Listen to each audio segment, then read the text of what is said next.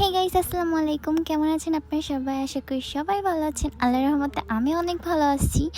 আমি চলে আসছি গ্রামে আমার নানু বাসায় অ্যান্ড মামা বাসায়।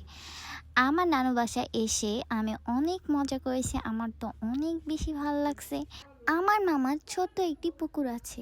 আমরা সেখানে সবাই মিলে গেলাম মাছ ধরতে, কিন্তু গিয়ে দেখি নদীতে ছোট্ট একটি মাছ মরে পড়ে আছে। আমার তো অনেক বেশি ভালো লাগতেছিল। আমি ভাবতেছিলাম যে কখন মাছগুলো ধরা হবে, আমি দেখব। আর আমার ছোট বোন ভিডিও করতেছিল, একটা মাছ মরে পড়ে আছে। এই ভিডিওটা বলতেছিল যে মাছ কেন মরে পড়ে আছে, মাছ এই গরমে মরে থাকবে, এটাই স্বাভাবিক। আমার মামা জাল টেনে মাছ ধরা শুরু করলো। আমি শুধু ভাবতেছিলাম যে মাছ কি এতটুক পুকুরে আছে কি না। মামাকে বারবার জিজ্ঞেস করতেছিলাম, মাছই তো নাই, মাছই তো উঠতেছে না। তারপর আমি দেখি জালে অনেকগুলো মাছ ধরা পড়ছে। আমার তো অনেক ভালো লাগতেছিল মাছগুলো দেখে। আমি মামাকে বারবার জিজ্ঞেস করতেছিলাম, মামা এটা কি মাছ? কারণ আমি মাছের নাম জানি না। আমি মাছ খাই, তবে মাছের নাম বলতে পারি না। মামাকে বারবার বলতেছিলাম এটা কি মাছ। মামা তখন বলল এটা সিলভার কাপ মাছ।